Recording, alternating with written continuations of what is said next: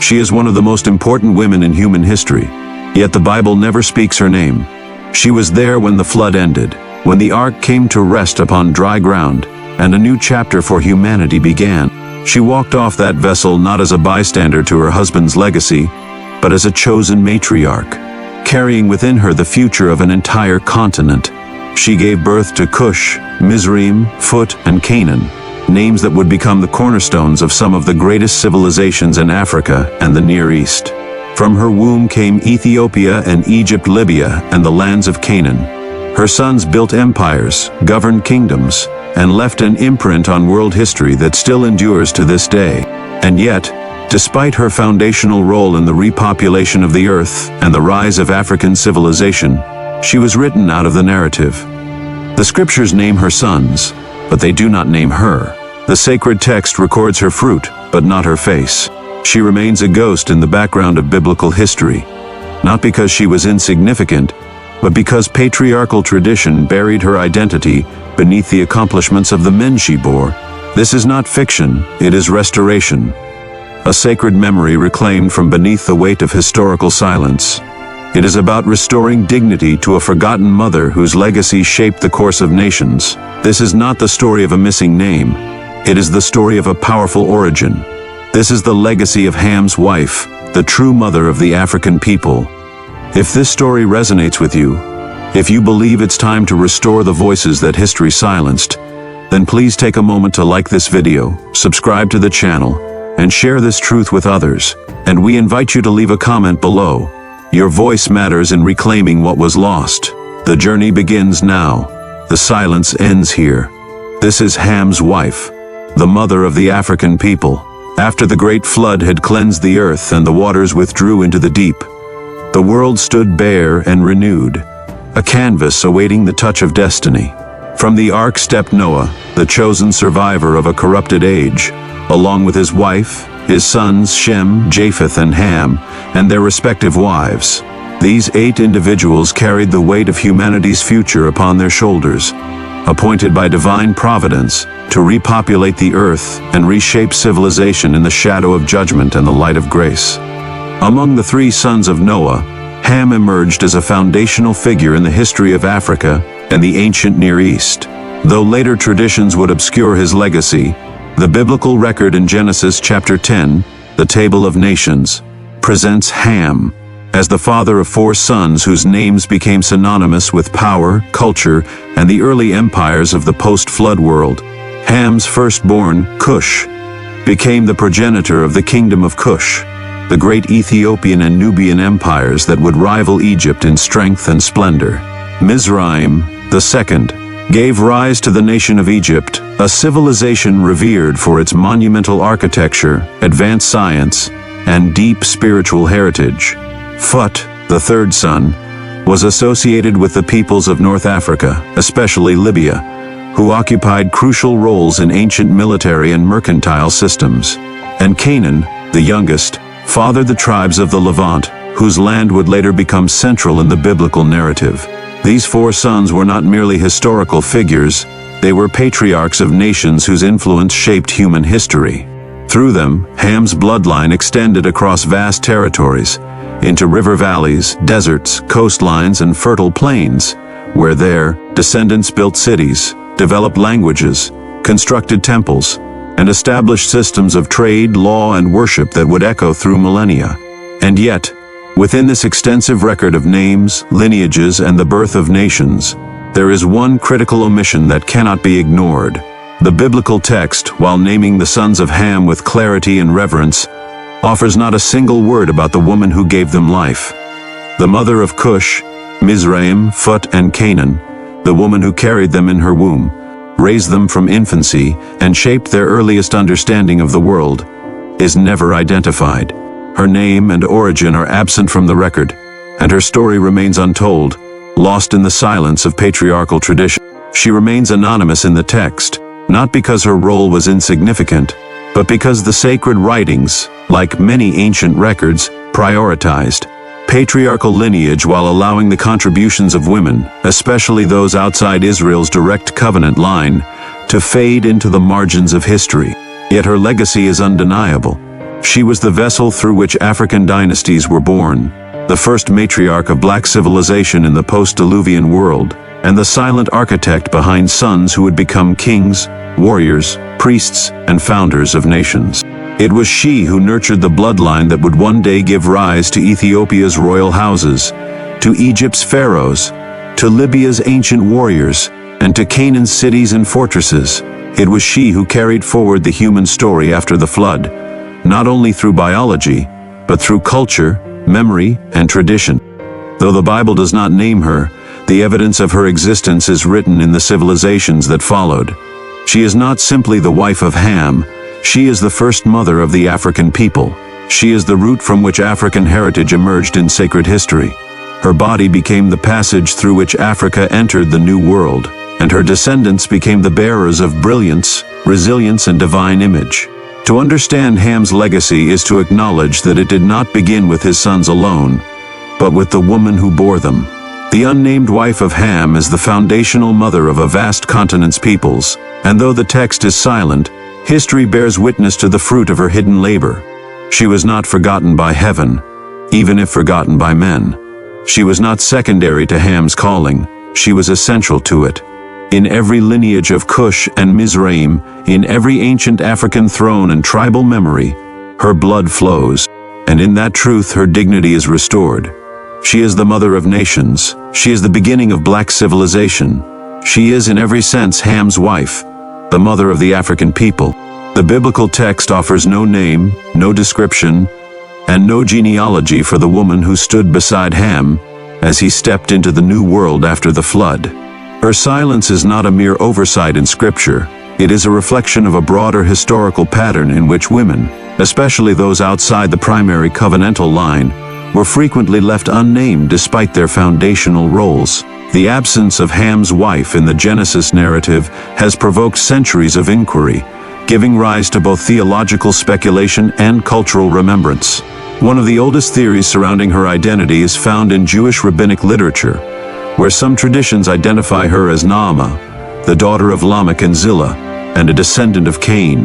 Naamah is briefly mentioned in Genesis chapter 4 verse 22, known in rabbinic tradition for her beauty and her association with music or craftsmanship, traits that resonate with the rich artistic and cultural legacy found in early African civilization. If Ham's wife was indeed Naamah, then her union with Ham would represent the intertwining of two great but divergent lines, the line of Noah, preserved through righteousness and obedience, and the line of Cain, marked by exile, ingenuity, and divine judgment. Such a convergence would carry symbolic weight, as it would bind themes of justice and mercy, exile and redemption, within a single bloodline.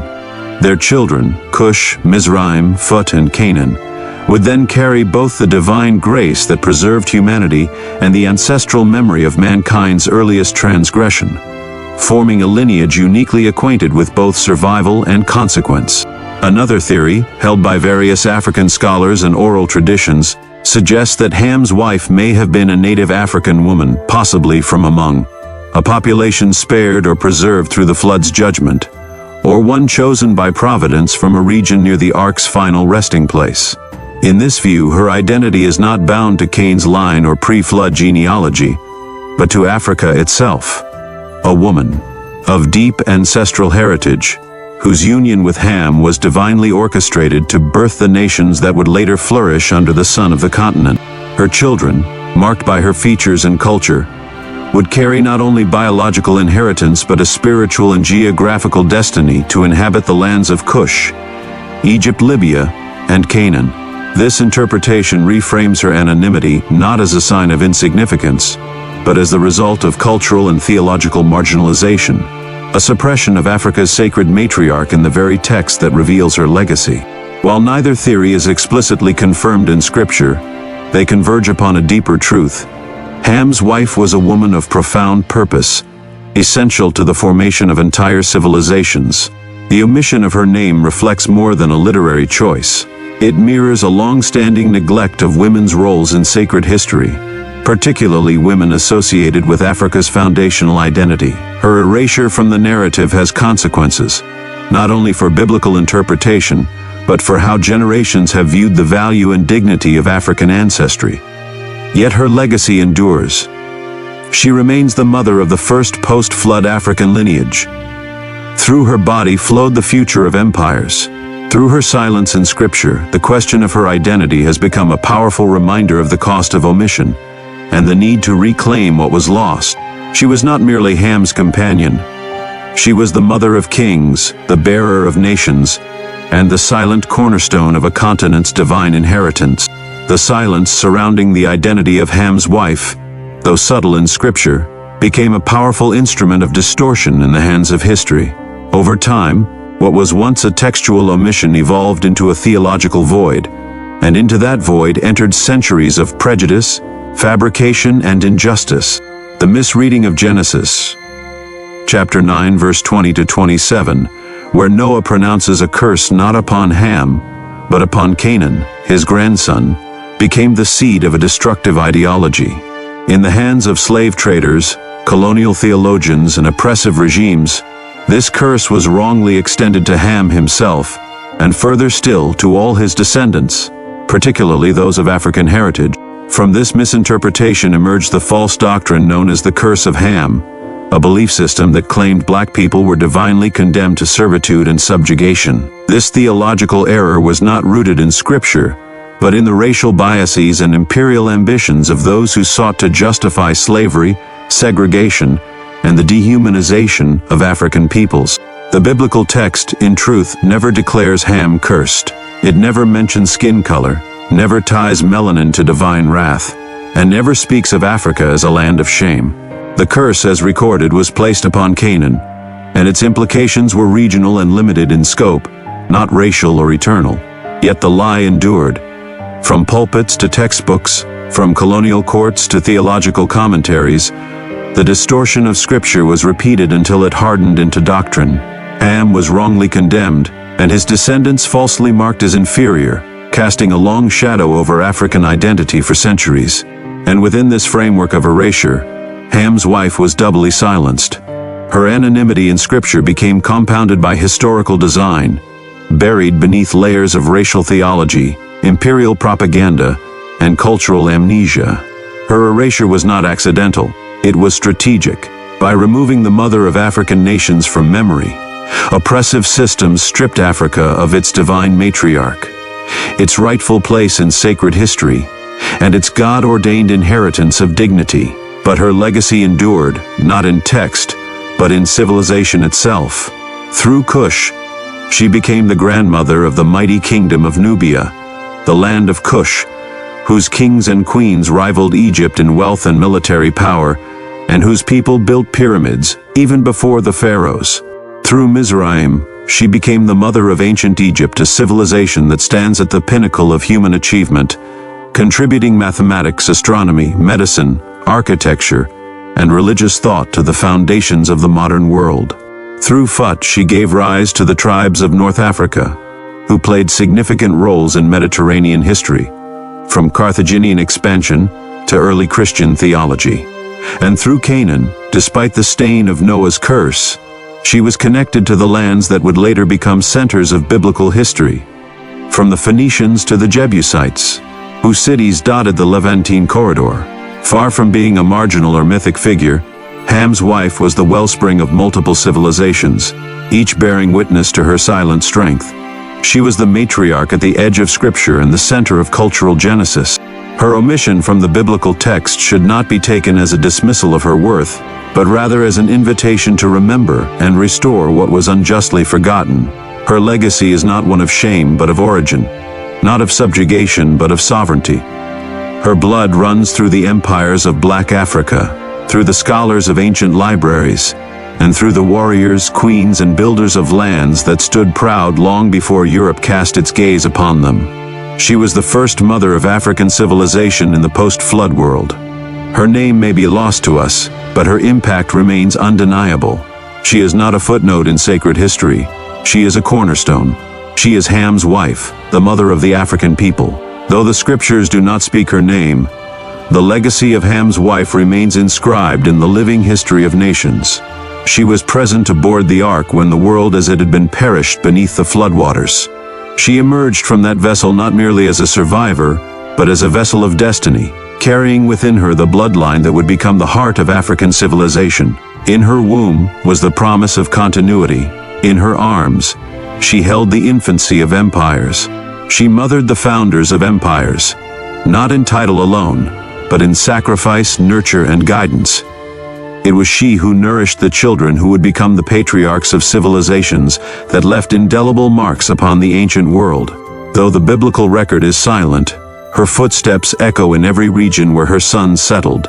She walked the banks of rivers that would one day irrigate kingdoms and cradle the wisdom of rising civilizations. She labored in the shadows, while the names of men filled scrolls and stone tablets. She lived outside the gaze of scribes, but not outside the gaze of heaven. Her silence in the text is not proof of her insignificance. It is a mirror held up to a wider historical habit. Just as Africa's foundational role in human history has often been overlooked or diminished by colonial narratives, so too has the voice of its earliest mother been erased from theological memory. The omission of Ham's wife from Scripture is part of a larger pattern. The same pattern that silenced black women across generations, reduced their impact to anonymity, and hid their strength beneath the achievements of the sons they bore. Yet even in silence, her legacy endured. Her story lived on through oral traditions, cultural memory, and the very survival of African identity in the face of centuries of erasure. Her spirit was preserved in the rhythms of African storytelling, in the intricate patterns of tribal art, in the reverence for maternal lineage that defines many African societies. Her descendants, the peoples of Ethiopia, Egypt, Libya, and Canaan, built monuments not only of stone, but of memory, encoding their ancestry in rituals, languages, and sacred symbols. She was never absent. She was never insignificant.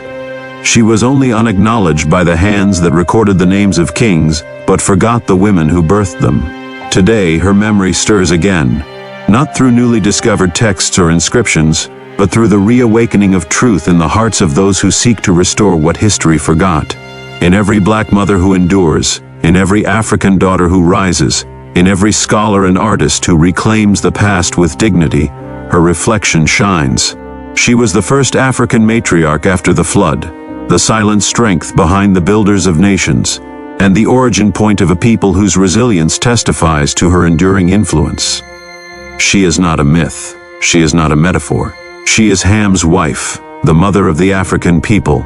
To speak of Ham's wife is to bring to light the story of every woman whose name was buried beneath the sands of time, while the names of their sons became the pillars of kingdoms.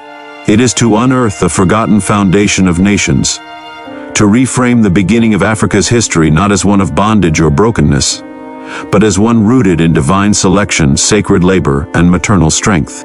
Long before the first chains were cast upon African soil, before colonial powers drew false lines through her lands and her people, Africa stood tall, carried on the shoulders of empires whose beginnings can be traced back to a woman unnamed, yet not unknown.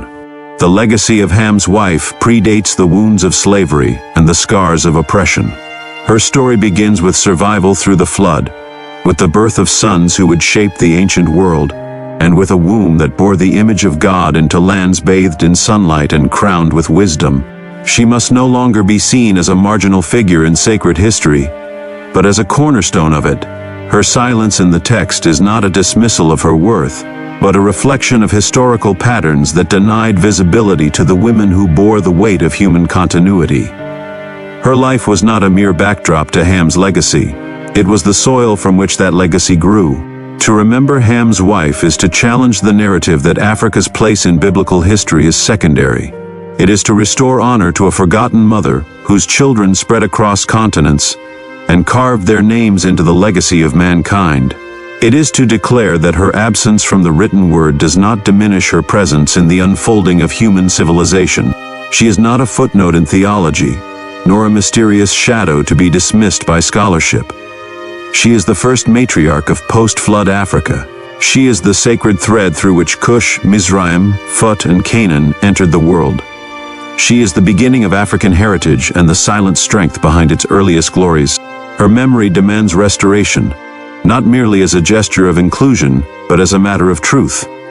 In doing so, we do not rewrite Scripture but reclaim the fullness of its implications. We recognize that to honor her is to honor the unspoken dignity of black motherhood across centuries, the mothers whose labor birthed kings, prophets, and poets, yet whose names were never etched in stone. She was not cursed. Scripture never placed judgment upon her. She was not forsaken. Her children built kingdoms. She was not forgotten by heaven. She was chosen. Her name may not appear in Scripture, but her legacy is carved into the foundations of nations. She was there when humanity began again. She bore the patriarchs of African civilization. She watched as her sons built cities, raised temples, and carried the image of God into the lands of Cush, Mizraim, Phut, and Canaan. Her silence in the biblical text is not a sign of absence, but a reflection of how history has often treated the women who shaped it, especially those whose skin bore the sun and whose strength birthed continents. If this story has awakened something within you, if it has challenged the silence, corrected the distortion, or restored a piece of truth, then I invite you to like this video, leave a comment with your thoughts, and subscribe for more powerful stories that reveal the hidden legacies of Scripture. And please share this video with others, so the story of Ham's wife can rise once more, out of silence and into light. Thank you for watching, for remembering, and for joining in the restoration of truth. Your presence makes a difference. This is her legacy. This is her restoration. This is Ham's wife, the mother of the African people.